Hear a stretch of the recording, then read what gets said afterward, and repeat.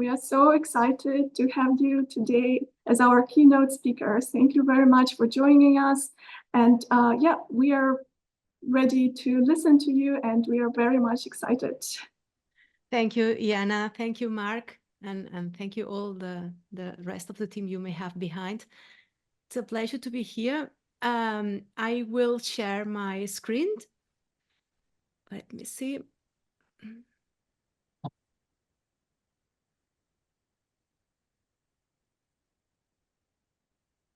You should be seeing my PowerPoint. That's great, yes. Okay, and you can hear me well as well? The sound is perfect. Okay. So, well, first of all, apologies because I cannot speak in Russian. I can only say Privyet, Dobre utro. I don't know if I pronounce it well, but in any case, I hope my English is clear enough for everyone, including the translators, to whom I am grateful for, of course, conveying my words. I will try to speak slower than normal, because I speak too fast in general. So it's a pleasure to be here. As you have heard, I am a communication researcher who in recent years has focused mainly on persuasive communication, on influence, on interest groups, on lobbies, etc., connected with animal oppression, because I work from the perspective of critical animal studies. And I am here today bringing, as Jana has said, reflections and results from my current research project, which is called COMPASS, and which is the acronym for Lobbying and Compassion Interest Groups Discuss and Non-Human Animals in Spain. And more specifically, I am going to talk mixing the results of a number of papers and chapters from this book that I have published and that summarize more or less the content of my talk today, which I have to say is not my reflections alone, but also my reflections in conjunction with other people you can see on the slide. So this is in the framework of COMPASS, and actually the book I am referring to has the same title as my talk, because mostly I will refer to the results and reflections from this book, Animal Suffering and Public Relations, the Ethics of Persuasion in the Animal Industrial Complex. So the purpose of this presentation is to show that public relations in support of animal exploitation are morally wrong. And furthermore, that public relations on behalf of the animal industrial complex are not simply a persuasive activity, but can be considered manipulation or even propaganda. And this may be obvious to many animal advocates, but it is not at all to policymakers, the media, and most consumers. So I think humbly that it's useful to reflect on the arguments that support the claim that public relations by animal exploitation industries are not legitimate persuasion, because it may be helpful for you, and it's helpful in general for animal advocates to think about what we are doing and what arguments we have to counter-argument the industry's arguments. So in order to articulate my ideas, I will first define public relations and recall the significant efforts within the field itself, public relations practitioners themselves have made to distinguish public relations from manipulation and propaganda, because this is very, very illustrative of what we will see applied to the animal exploitation industries, which will be my second point.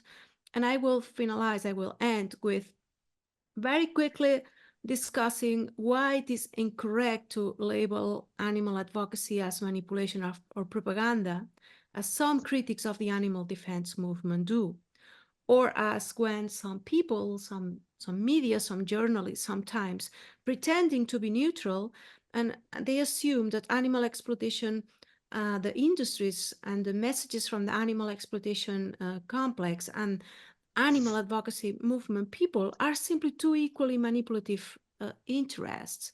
But of course, they are not the same. I will show that manipulation is something that we can find within the animal advocacy movement, but it's not the norm. While manipulation is almost always true for the animal exploitation industry. So let's start with what are public relations, because persuasion is a very ancient skill we have humans, and actually it's as ancient as human communication itself. However, the formalization of public relations as a profession is a relatively recent development tied to industrialization and capitalism, and it emerged in the early 20th century. And actually, the inception of modern public relations is very closely linked to the emergence of economic moguls who needed to enhance their reputation. And they needed so because of the controversial nature of their wealth accumulation and their business activities. And one of these earliest business magnates associated with the birth of public relations is the one you have on the screen, John D. Rockefeller in the United States. Rockefeller built a vast empire, but suffered from a tarnished reputation, a situation that was perceived as detrimental to business. And it may not be a surprise that it didn't take long for some people at the time of Rockefeller, at the end of 19th century, beginning of the 20th century, to realize that the need to improve the public image of businessmen was a business opportunity in itself. And in the US, the two entrepreneurs who were quick to recognize this business opportunity were Ivy Lee and Edward Bernays. Ivy Lee is often referred as the father of modern public relations. In the early 1900s, he founded one of the very first PR firms and invented something like the press release concept. And one of his early successes came in 1906, following a tragic accident on the Pennsylvania Railroad. Lee realized the importance of being the first to create a narrative. And immediately following the accident, in an effort to protect the railroad company's reputation, what he did was to issue a statement to journalists before journalists themselves could publish their own stories, which could have been potentially more damaging, of course. And the capacity of this move to minimize damage for the railroad company demonstrated how public relations could safeguard a company's public image, even during the worst of times. In turn, Edward Bernays established the theoretical framework for the field of public relations. During more or less the 1920s and the 1930s, Bernays, by the way, was Sigmund Freud's nephew, and Bernays was a master at using psychology to enhance persuasion. One of the most famous examples of Bernays' work was the Torches of Freedom campaign, in which he skillfully linked women's smoking to the idea of women's emancipation, achieving tremendous success, which it means turning many women into tobacco consumers.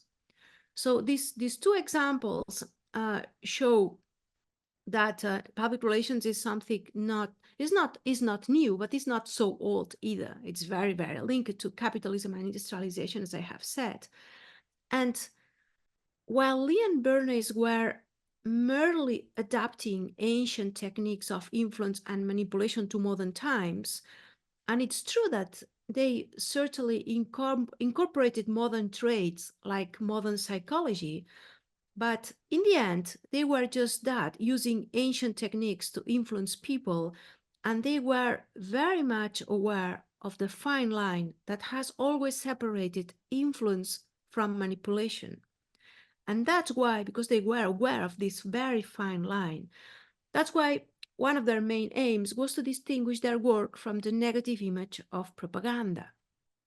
This is why, for some critical scholars, public relations, whatever is the industry conducting public relations, what they are doing is merely using a term, a contemporary term, to sanitize the negative connotations of propaganda. And we can see this in how public relations itself, the field, self-defines. Because it's very clear that they are making this attempt to detach from propaganda, which is something that we can see then very, very commonly in all modern messages as well. Because for the mainstream literature on public relations is a strategic communication process that organizations use to build and manage relationships with the public to protect their reputation. That's how they define it. But actually, this evolved into far beyond just protecting their reputation and also protecting, or mostly protecting, their corporate interests. So PR includes media relations, crisis management, corporate communication, event management, and the production of press releases, newsletters, speeches, and any sort of message that can be influential. Uh, Public relations may include advertising, which is something that very commonly people gets confused about the difference between public relations and advertising. PR may use advertising, but advertising per se, advertising alone is not public relations. Public relations is much more than advertising. And public relation does include public affairs. And public affairs is another euphemism to refer to lobby, to influencing policymakers, media, etc. in society. So the ultimate goal of public relations is to influence society, and to influence society to the elites and to the main stakeholders, such as investors, regulators, the media, but also, if they can, through customers, employees, consumers, etc. And they do so to, of course, to keep their public image positive, but not also this, but also to push forward their interests in mostly around policymaking and the behaviors and the preferences of the consumers. So, as you can see, therefore, public relations present itself as legitimate persuasion. And of course, persuasion is not immoral per se. It is legitimate for everyone to use persuasion to defend their own interests. And of course, it is actually highly desirable to use persuasion to make others abandon harming beliefs or to accept better reasoned moral views. But of course, that gives, or that allows for a broad field or space for behaviors, and not persuasion is ethical. So we need to also look at what is ethical persuasion to better understand why I am saying, or I am promoting here the idea that the influence and the public relations and the persuasion of the animal industrial complex is not morally correct. So ethical persuasion can be defined as, for instance, Randall Marlin did. Randall Marlin is a philosopher professor. Now he's retired, but he's one of the most interesting researchers, critical researchers regarding persuasion in general. And he defined ethical persuasion as honest and not purposefully hiding relevant facts, which crucially influences the success of the persuasive act. So, of course, not hiding information which may be important for consumers, citizens to make decisions. However, Marlin, as I have said, is a professor of philosophy. We need to look at public relations scholars to see how they consider the ethics of their own practice, because it's very interesting. We will see that at the end, they reach similar conclusions than Randall Marlin. There is a classic definition of public relations that attempts to distinguish the effectiveness of the act of persuasion, and which has been very successful. This is the one you see on the screen. It's the 4 models of public relations that James Grunick and Todd Hahn published in 1984 in their book on managing public relations.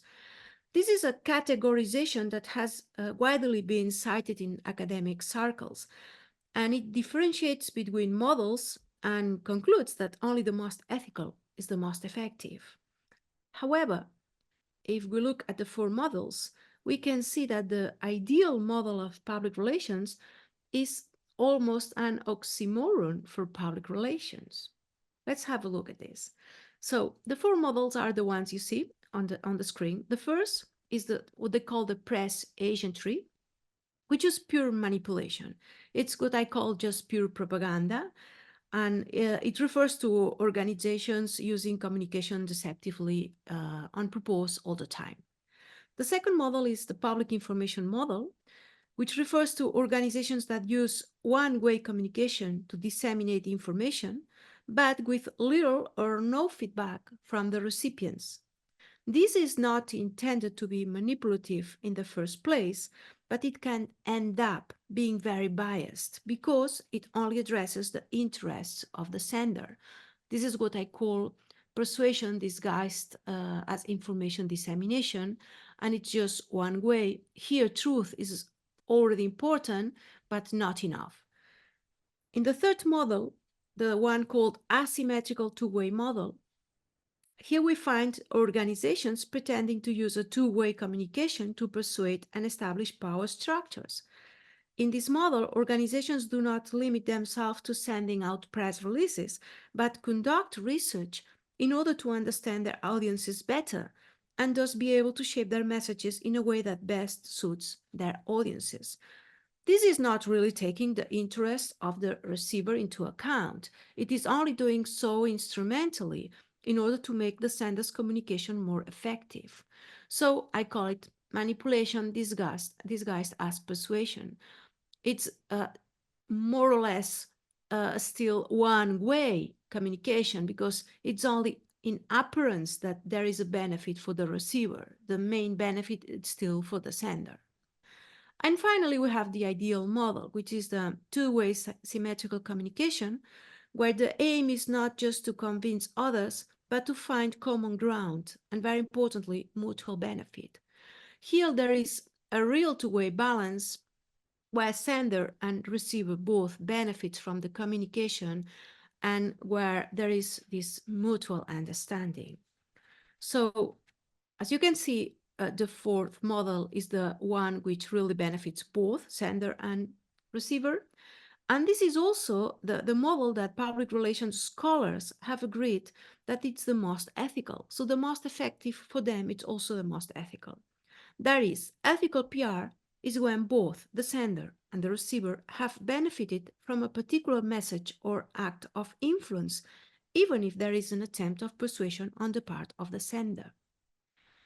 So, on the basis of this, which comes from the mainstream literature in the PR field, so it comes from the PR practitioners themselves.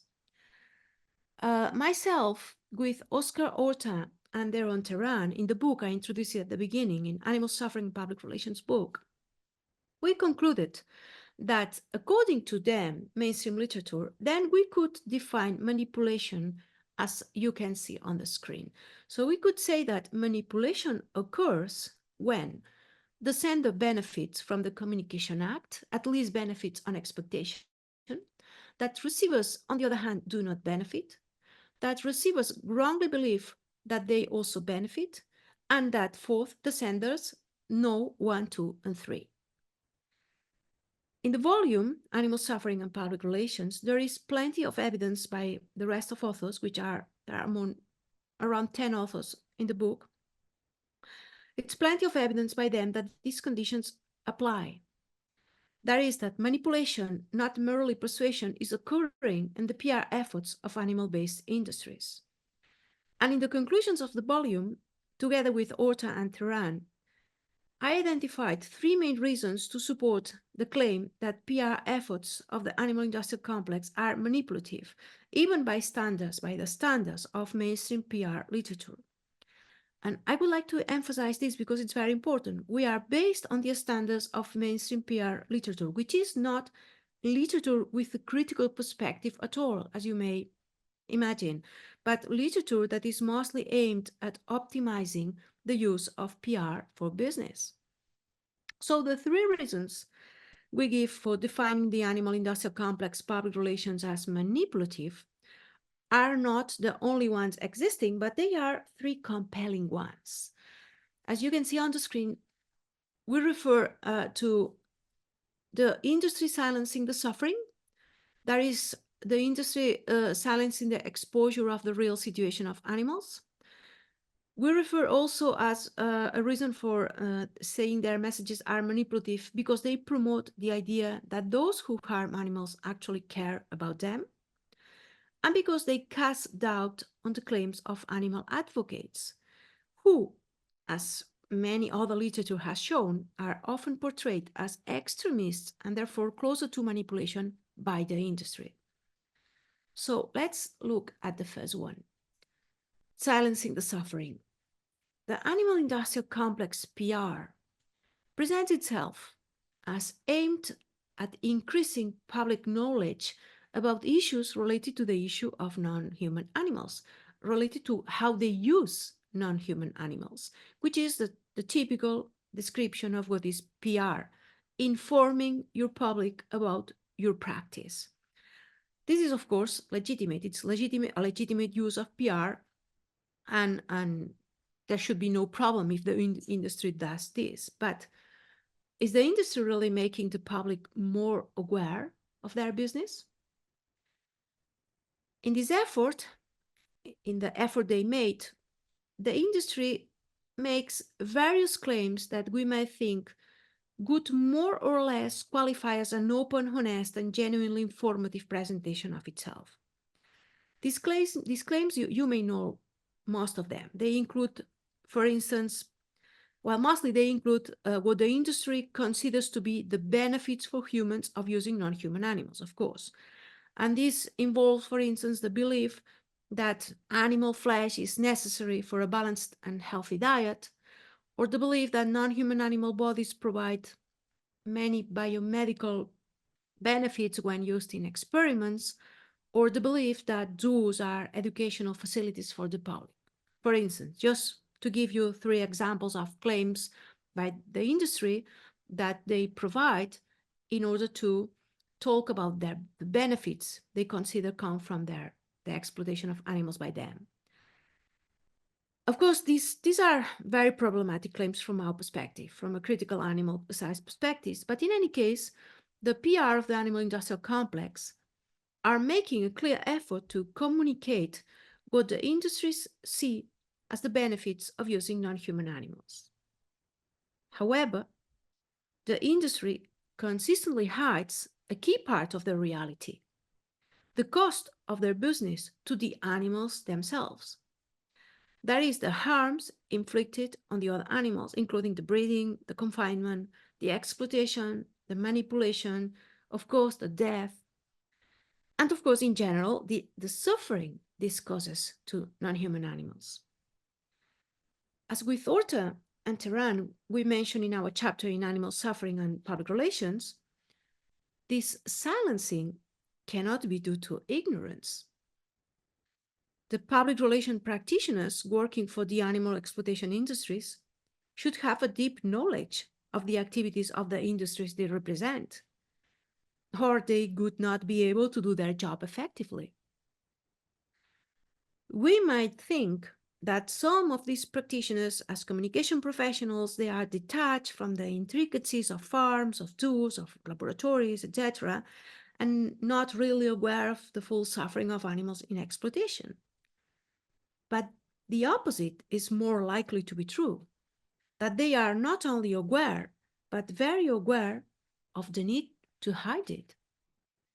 In fact, most of the public's knowledge of the suffering of animals in the animal industrial complex has been uncovered and disseminated by animal advocates, who are the only group working to really raise public awareness of animal suffering. And not only that, animal advocates are doing so against the wishes of the animal industrial complex, which has successfully lobbied for getting past legislation to treat animal advocates as extremists or even as terrorists. I am, of course, referring to ACGAC laws, these anti-whistleblower laws that have spread from the US to other countries, and that they are applied to any activist that dares to film or expose the suffering of animals in farms or laboratories, for instance. So in summary, the PR of the animal industrial complex not only fails to provide fair knowledge of its business, but it goes to great lengths to hide it. That's our first reason. The second reason that leads us to conclude that the animal-industrial complex use of PR is deceptive, and deceptive, remember, according to mainstream PR literature, is their attempt to convince the public that those who harm animals actually care about them.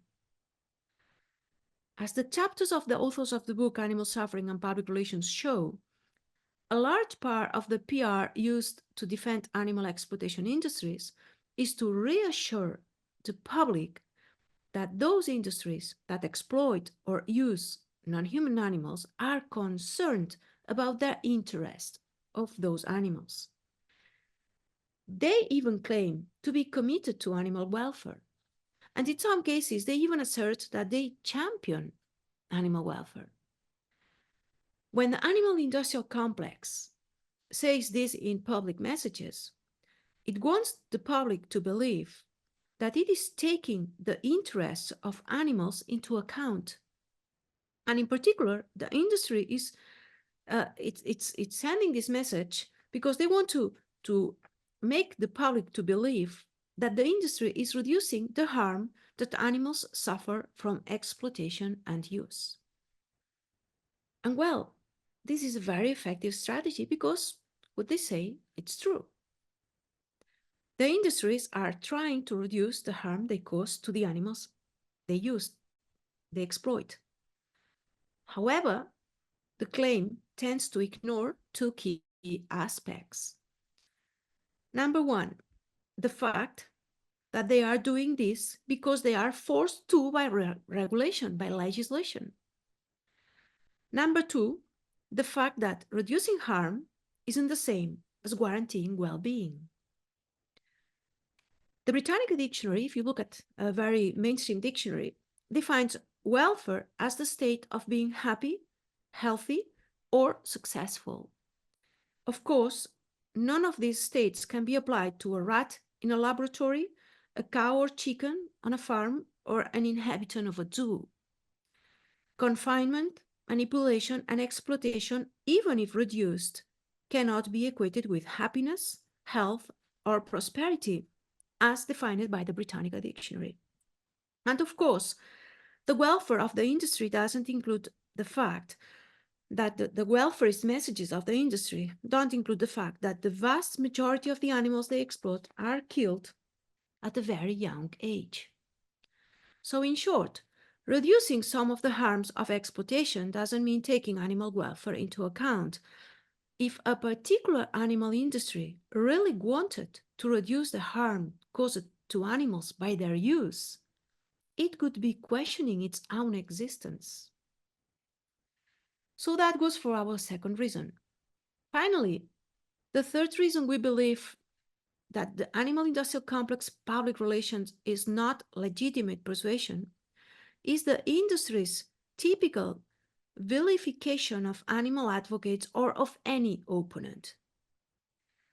If those involved in the exploitation of animals were genuinely interested in promoting animal welfare, they would work closely with animal defense organizations, which are, as I have said, the ones most concerned with animal welfare. However, as I have already said, the opposite is happening. The animal industrial complex seeks to minimize the impact and success of animal advocacy, and in fact, devotes considerable effort to dismissing and countering the claims of those who are genuinely concerned about the suffering of other animals. Indeed, since the mid-20th century, casting doubt has been one of the main communication strategies used by counter-movements like the tobacco industry, the oil industry, and also animal exploitation industries. In the case of the animal industrial complex, casting doubt typically involves accusing animal advocates of being scientifically uninformed and ignorant of the principles of animal farming, experimental science, or ecology, they said. So, in the light of these three examples, it is common sense, I think, to conclude that the public relations efforts of the animal industrial complex are not being honest about their true motives. We could, of course, add other examples to this list of three. For instance, we could add how industry PR hides the negative effects on human health of animal-based foods or of mechanistic science based on animal testing. And with further examples, we would be adding more evidence of the manipulative nature of the information that industry puts out. But we would not be really adding new information. These three examples we have seen, it's enough to conclude that the industry's aim is not to help the public make more informed choices about their consumption. Quite the opposite. They only provide the information that is relevant to their interests and avoid, hide, or even dismiss other information that is relevant to citizens' choices, such as the one related to animal suffering. So, this deliberate misleading of the public is very similar to propaganda. And we have here the definition by Marlin Randall of propaganda, which he says is practices that mislead people into doing things they would not do if they were adequately informed, and as practices that affects the persuasion of actions or the inculcation of attitudes in a large audience in ways that bypass or suppress the individual's adequately informed, rational, reflective judgment. In the volume, Animal Suffering and Public Relations, we conclude that it is not possible to say that all public relations by the animal industrial complex are propaganda. This is so because propaganda also involves an organized attempt, that is, an organized communication effort in which all the industries involved in the complex agree on a common strategy. We cannot know how much the complex as a whole is organized at a collective level, but we do know that it is organized at least at the sub-industry level. In fact, this is one of the main aims of interest groups, to orchestrate a common strategy by building common arguments that are shared and disseminated by all members of a sector. And all sectors within the animal industrial complex often form umbrella lobbies and alliances. Here you have an example for the food industry in Europe, for instance. These coalitions, this is just one of those coalitions, one of the latest foremost in Europe. And these coalitions create and promote a unified discourse to advance their interest. And it's important to note that this is not always intentional. Some coalitions emerge organically, spontaneously, while others are the result of a deliberate strategy. But they do succeed in creating what we call discourse coalitions. Discourse coalitions are alignments of language and ideology that effectively shape public opinion and policy, presenting a consolidated front that makes for a very powerful voice in the public arena. So far, we have seen that the animal industrial complex PR efforts fit the definition of manipulation at the sub-industrial level. They also fit the definition of propaganda, because they manipulate their publics in an organized way at the industrial level. However, there is, of course, another way in which the activities of the animal industrial complex are morally wrong. Even if persuasion did not harm the interests of the recipients, animal exploitation would still be morally unacceptable because it harms non-human animals. That is, persuasion does not have to be an instance of manipulation to be wrong. If the sender and receiver of the message benefit, even if both benefit, but other individuals are harmed, and the public relations effort attempts to dismiss these harms, then strategic communication is at least controversial, and for non-utilitarianists, that may be enough to consider the animal industrial complex morally unacceptable, as it is my case, just because there are a third collective involved which is harmed, this is not ethical. But for utilitarianists too, the use of other animals as resources to be exploited is morally wrong. This is because the harms to non-human animals outweigh the expected benefits to the sender and receiver of the communication. This is indeed the case, because when all conditions are considered, the suffering of other animals clearly outweighs the benefits of eating animal-based food and using animals in entertainment, for example. And as you may know, some utilitarian philosophers may accept some instances of animal experimentation as legitimate. However, on closer examination, even from an utilitarian perspective, my opinion is that it must be acknowledged that the suffering of animals clearly outweighs the contribution of animal experimentation to human health, however this is. So, finally, I would like to say a few words about animal advocacy, because animal advocacy also involves public relations and lobbying. So to do this, I will use a more restrictive view of persuasion ethics than that used in the Gruning and Duns for models we have seen before.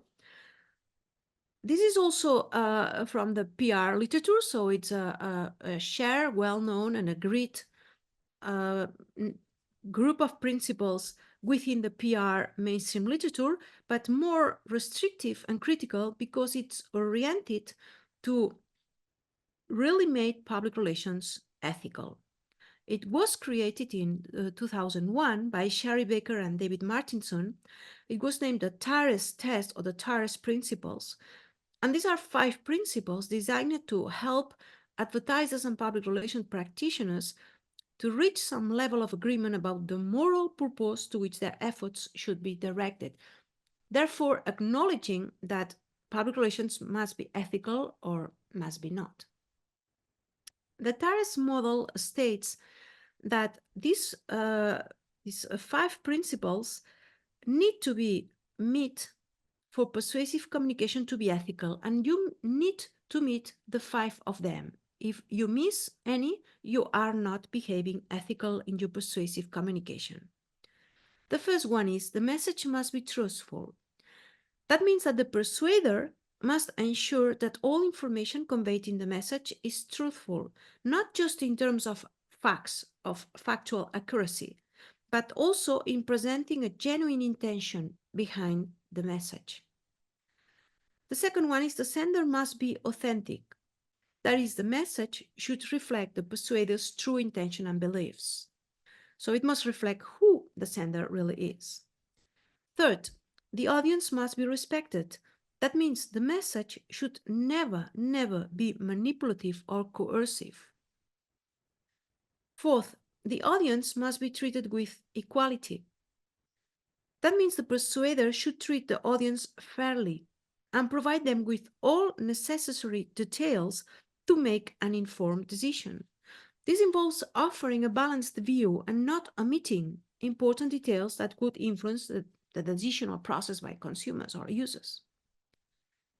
And finally, 5, the message should be socially responsible. That is, should align with societal norms and values and not cause harm or reinforce negative stereotypes or injustices. It is easy, very easy to see that the industry, the animal industrial complex, does not meet any of these standards. And furthermore, they reinforce the species discrimination that already exists in society. On the contrary, animal advocacy groups tend to provide the factual accuracy and equity that the industry lacks. Animal advocacy has a genuine concern for animals and fight against the species injustice. Ethical animal advocacy also meets all those requirements and shows respect for the audience and is socially responsible. Though there are some exceptions.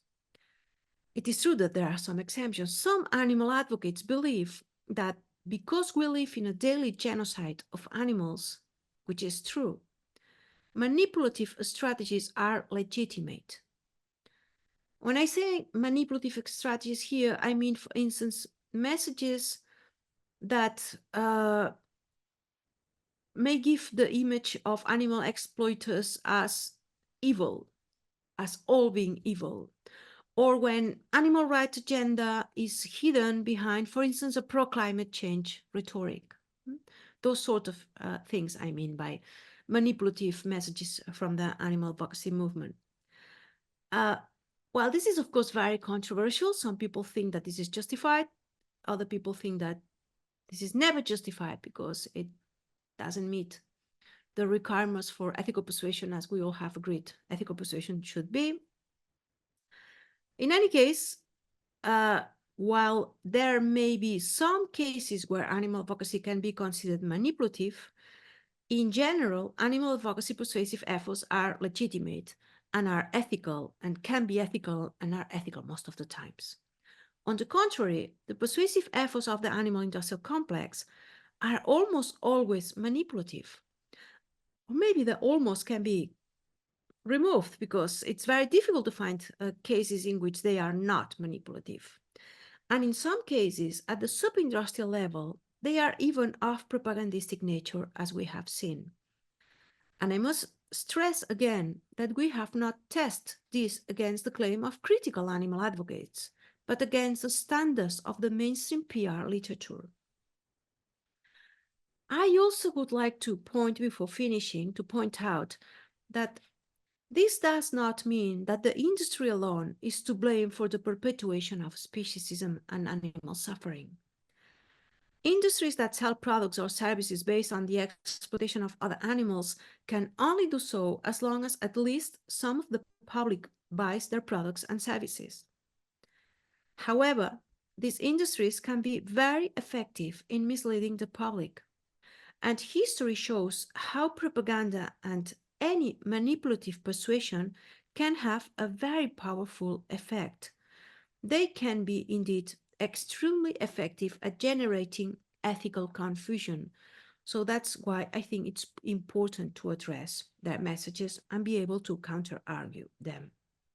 So to wrap up and finish, modern public relations were originally developed to rehabilitate the deservedly negative reputations of business moguls and their for-profit companies. PR quickly evolved into a proactive, not just reactive tool for influencing all stakeholders from policymakers to the media and citizens.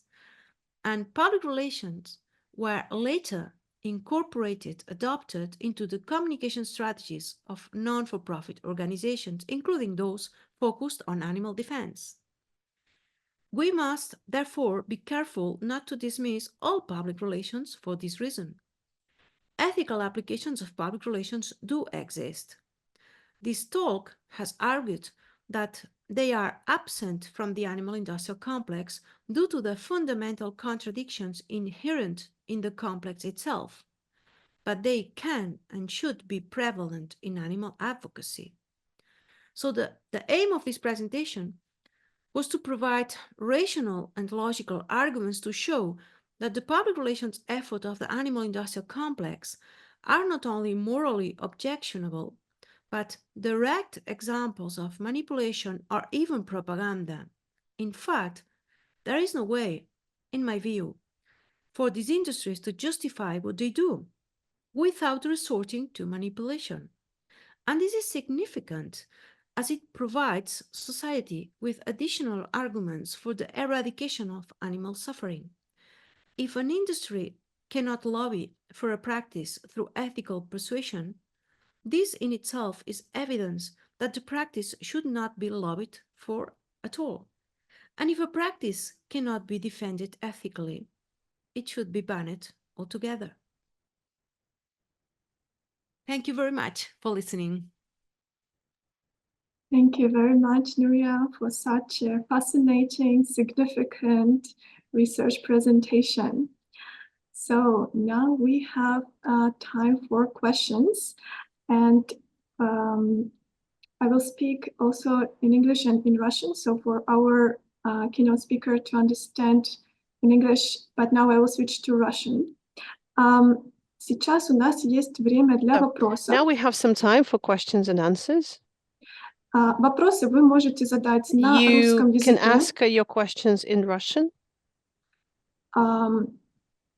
Также, я предполагаю, вы можете задать свои вопросы на английском, You но can они also все ask your равно questions будут in English. They will be переведены interpreted into на русском. Russian. Вы можете свои вопросы задать как в You can самой ask your questions конференции, in the так и в conference чате. itself, and please feel free to use the chat as well.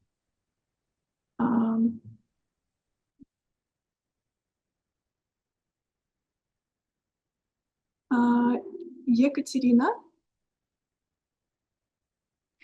Hello, thank you very much for your presentation. It was Добрый very день, спасибо большое за вашу очень интересную презентацию. Я read it definitely, and I can appreciate your work. I think it's a very deep analysis of public relations and the question of persuasion by consciousness.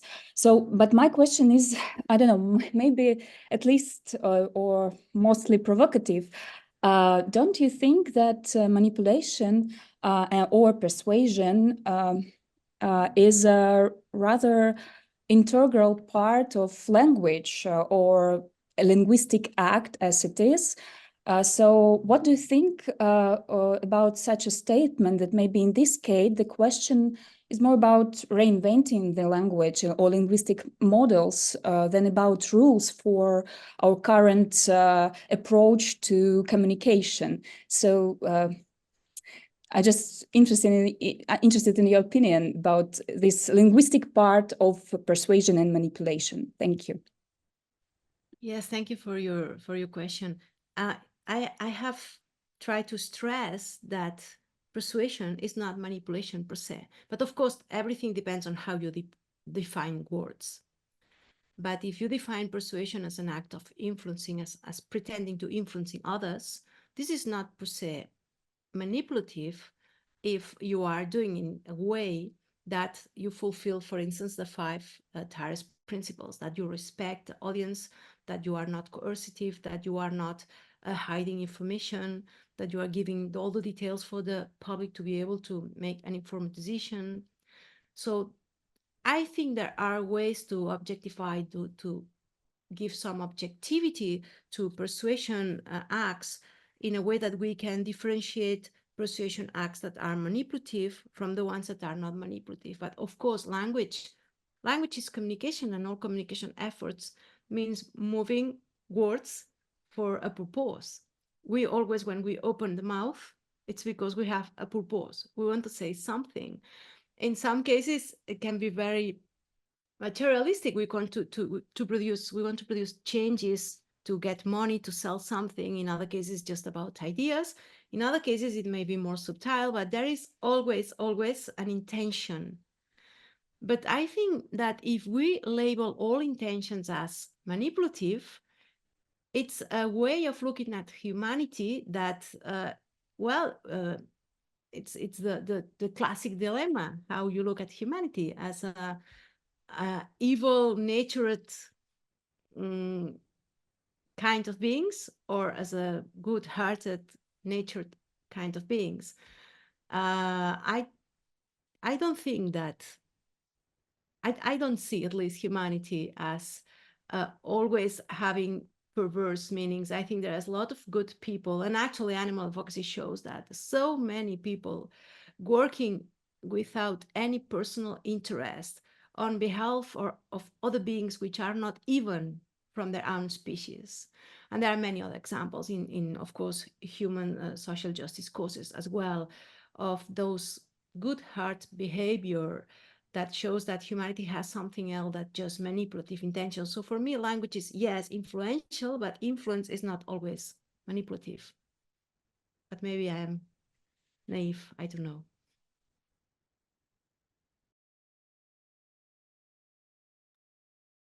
У нас есть 2 вопроса в чате.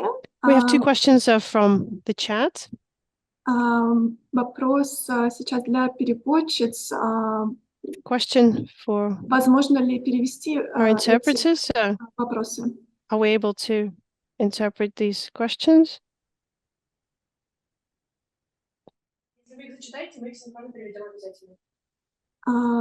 Зачитываю первый вопрос.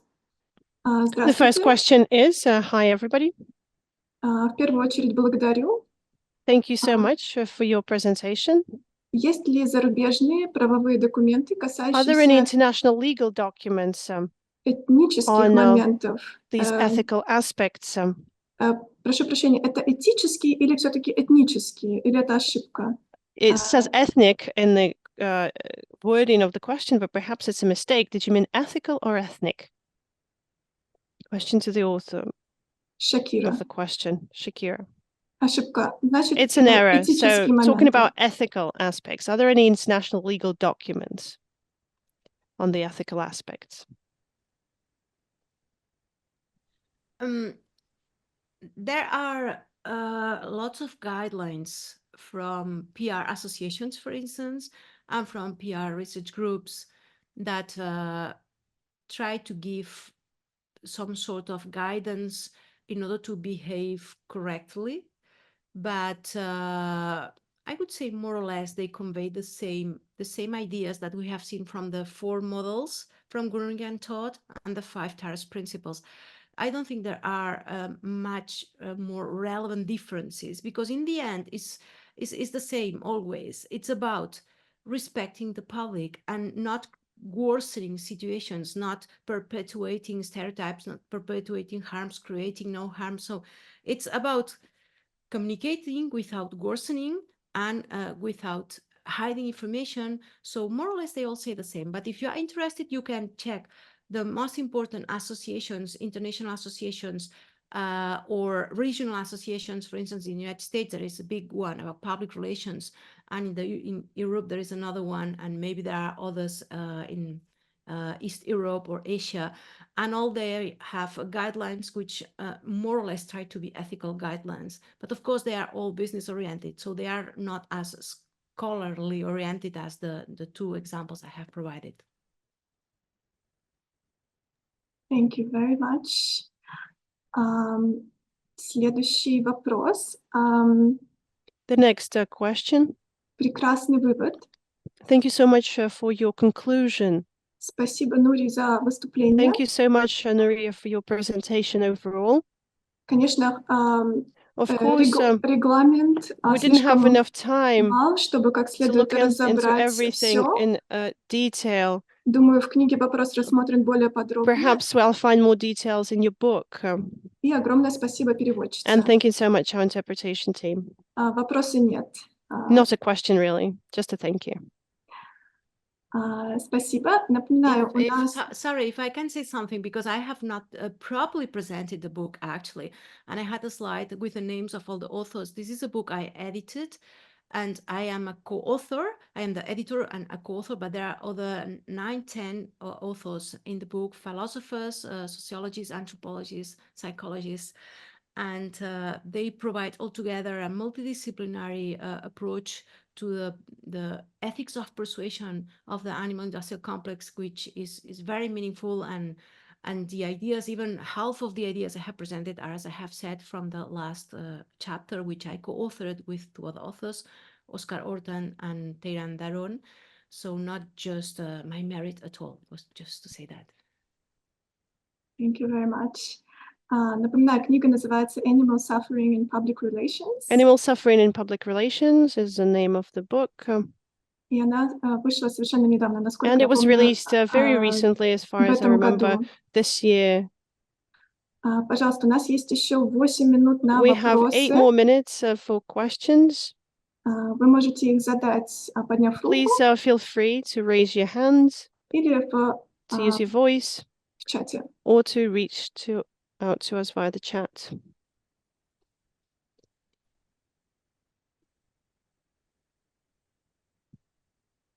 Если пока вопросов слушательниц If there are нет, no further questions at у меня this есть point from our много audience, вопросов, I have a lot of questions myself. но задам, по крайней мере, один. I'll start by asking one. Мне интересно, I think I would like to ask it in English. I'm interested in the methods of measuring effectiveness of propaganda and manipulation in animal industrial complex, and also of effectiveness and methods of animal advocacy groups and animal animal advocacy. Is it possible to measure effectiveness of their methods? And if yes, then how different are these methods and effectiveness of these methods? Yes, that's a very good question. This is a totally different field from the one I research, because I research the source. I research who is lobbying, who is influencing, and what are their messages. And a very different thing is how effective they are. We know they are effective just because we see how they convince the public in buying their products. But of course, there are ways to try to measure the degree of effectiveness. And usually those methods are based on asking the public. You can make estimations about after messages being pushed and circulated on the media, if you see that sales of certain products related to the messages are increasing their sales. You can look at those type of things. But in general, what researchers do is to ask the public. And we do this mostly for animal advocacy more than for the impact of the industry, because the impact of the industry is in the end so blatantly clear that, and because we are convinced that, at least from critical animal studies perspective, we are convinced that these messages are immoral, so they shouldn't be there in the first place. So for us, there is no need to go further in how much they influence or how less. But it is very important to know it in the case of animal advocacy, because of course they are counter-arguing the industry. And I don't know if you know Faunalytics. Faunalytics website, it's, for instance, one of the organizations that have been working harder on this in the last years. And what they do is mostly try to understand what has in the past convinced people to become vegan, to become animal advocates, or what reasons have prevented people from turning into animal people respectful towards animals. No, you don't need to be an animal advocate to respect animals. And yes, you can find a lot of research about this, though I have to say it's not clear. It's not clear at all, and there is a lot of controversy. For instance, there are three main arguments which always appear as reasons that users, when they are consumer citizens, when they are asked, why have you changed your diet, or what would make you change your diet? There are three main reasons that you all know, which is for the suffering of animals, because I don't want to harm animals anymore, or because of climate change, because the huge impact on the environment, or for human health reasons. These are the three reasons that usually appear. And in the last, I would say, 10 years, there has been a very important increase of the climate change reason. That's what statistics seem to show, though it's not super clear, but it seems to show that. However, we need to look at whether these people converted into having a new life and not harming other animals for climate change reasons, whether they last in their change or they drop, because there is a huge percentage of people who change their diet and they cannot sustain the change. And it's not clearly established, but usually the stronger your motivation, the longer or the stronger your capacity to stay in the change. And climate change or human health usually is not as stronger as animal suffering. Animal suffering is an altruistic aim. It's an totally altruistic reason. We are not animals. If we care for the suffering of other animals, it's very clear that we are not caring, we are not concerned about us. But the other two reasons are not so altruistic. It can involve altruism, but of course, the concern many people have for climate change is because they fear they will have their living conditions worsened because of global warming.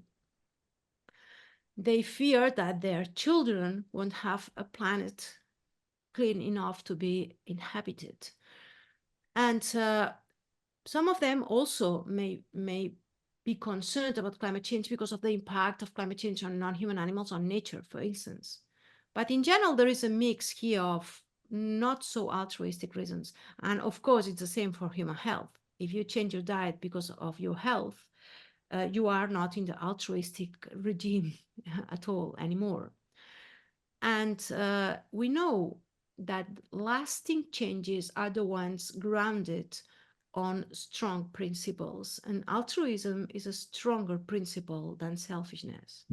So there is a lot of things here to address when we look at the impact and measure. You have to not only ask what are the reasons for the change, but also look at how long people stay in the change and don't drop it.